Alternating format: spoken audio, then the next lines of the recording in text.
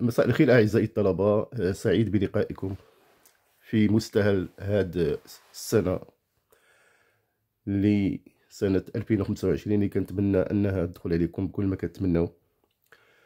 وابتداء من هذا الشهر المبارك لو موا دو جانفي إن شاء الله غادي تكون البداية ديال لي بريباراتيف ديال لي بكالوريا ماروكان pour les filières SVT et PC بكالوريا بيوف.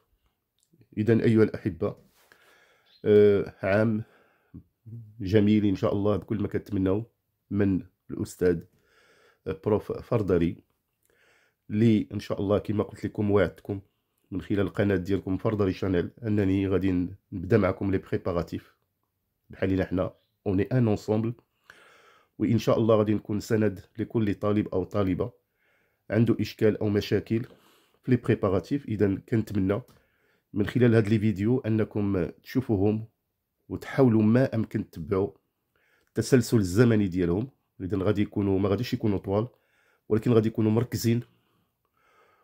واختارت من خلال هاد لو موا د جونفي أنني نبدا بدراسة الدالة لوغاريتم نيبيريان. بطبيعة الحال غادي نرجع للمراجعة، ولكن بما أنني وصلت مع التلاميذ ديالي في دراسة هاد الدالة، ودائما كاين هناك إشكال كما كتعرفوا في الدورة الأولى، ولا غادي نقول الجزء الأول من هاد السنة 24 سنة 2024-25 أنكم درستوا عموميات حول دراسة الدول، وباقي إشكال أن بعض الطلبة ما كيعرفوش يرسموا المنحنى لا ريبريزونطاسيون غرافيك، أو هناك دائما إشكال في تناول بعض الأسئلة. Alors donc, comme je vous ai dit, cette vidéo, il sera spécialement destiné pour les filières SVT et PC, baccalauréat biof marocain. Et le but de ces vidéos, tout simplement, c'est de vous préparer, améliorer, maîtriser les compétences avant de commencer la partie la plus importante, une partie de live direct avec vous, où vous serez capable par vous-même de traiter des sujets directement. Et là, vous allez certainement vous évaluer. Et au cours de ces préparatifs, je n'hésiterai pas de vous donner, bien sûr, des conseils, des astuces. Le but, pour moi, pour cette année, comme ça a été toujours le cas, c'est l'obtention d'un bac avec mention. Alors, sans trop tarder, je commencerai par un petit rappel qui va nous permettre, bien évidemment, d'entamer la fonction logarithme népérien.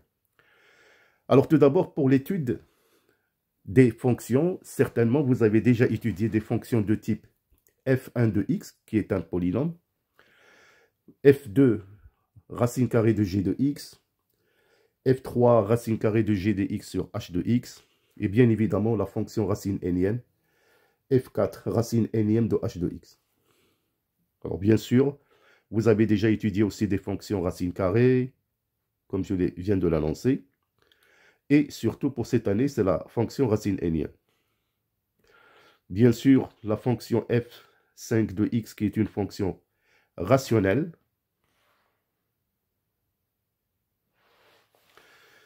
Bien sûr, toutes ces fonctions que je viens de citer, ils peuvent bien évidemment entrer en relation avec la composition d'une fonction logarithme népérien.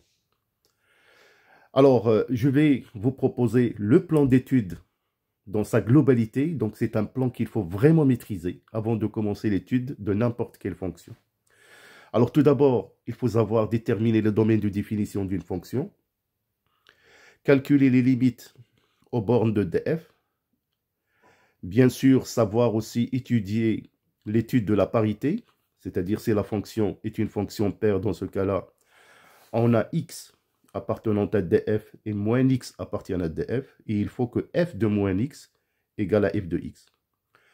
Même chose, vérifier si la fonction est impaire, c'est-à-dire vérifier toujours x appartenant à df et moins x appartenant à df, et calculer si f de moins x est égal à moins f de x. Donc, l'intérêt du calcul de la parité, c'est de réduire, bien évidemment, le domaine d'étude. Vous aurez aussi à traiter des questions du genre de vérifier la continuité d'une fonction en un point d'abscisse x0, Alors pour cette raison, vous allez calculer bien évidemment, ou plutôt vérifier la limite suivante. Si la limite quand x tend vers x0 plus de f de x égale à la limite quand x tend vers x0 à gauche, c'est-à-dire x moins de f de x est égal à L. Et ce L, bien évidemment, c'est f de x0. Dans ce cas-là, vous pouvez bien sûr confirmer que la fonction est continue en x0. La cinquième question que vous aurez à traiter, c'est d'étudier la dérivabilité en un point d'abscisse aussi x0. Alors dans ce cas-là, vous allez bien évidemment vérifier si la limite quand x tend vers x0 plus du rapport f de x moins f de x0 sur x moins x0 égale à la limite quand x tend vers x0 moins de f de x moins f de x0 sur x moins x0 est égal à L. Et ce nombre L n'est en fait que f' de x0. Alors par la suite, on peut vous demander une interprétation géométrique de résultat. Alors le résultat le plus éminent, c'est lorsque cette limite, c'est quand la fonction, ou plutôt, est dérivable en x0. Alors bien sûr, on peut vous demander de déterminer l'équation cartésienne de la tangente que j'ai appelée ici delta et de déterminer son équation. Alors l'équation de la tangente s'écrit y égale f' de x0 facteur de x moins x0 plus f de x0.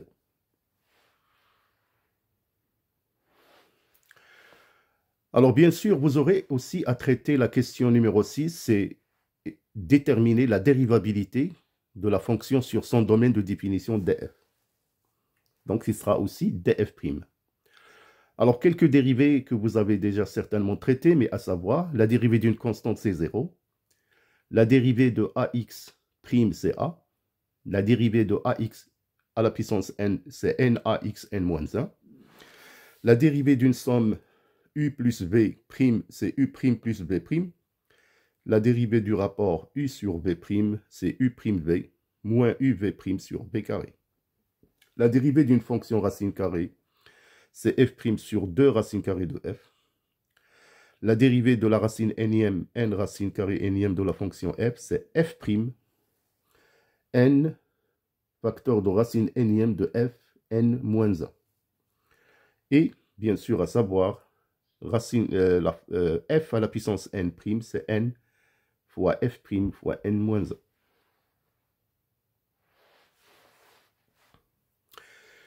Alors donc, quand on détermine la dérivée d'une fonction, donc cette question nous ramène à la question numéro 7. Déterminer la monotonie de la fonction f sur df'. Alors pour cela, on va étudier le signe de f' de x. Si f' est strictement positif, alors la fonction est strictement croissante. Si f' est négatif, alors la fonction f est strictement décroissante. Alors dans ce cas-là, on peut déduire la question numéro 8, qui est aussi très intéressante dans certains cas. Si la fonction f est strictement croissante sur un intervalle i à b. Alors l'image de i par cette fonction, c'est f de a, f de b.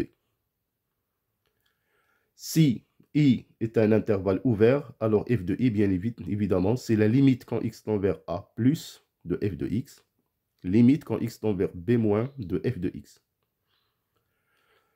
Alors si on a par exemple un intervalle i du genre a plus l'infini a ouvert, alors l'image de i par f de x, c'est la limite quand x tend vers a plus, limite quand x tend vers plus l'infini. Voilà, donc en ce qui concerne cette première partie. Donc je vous donne rendez-vous dans la deuxième capsule, toujours dans le plan d'étude d'une fonction.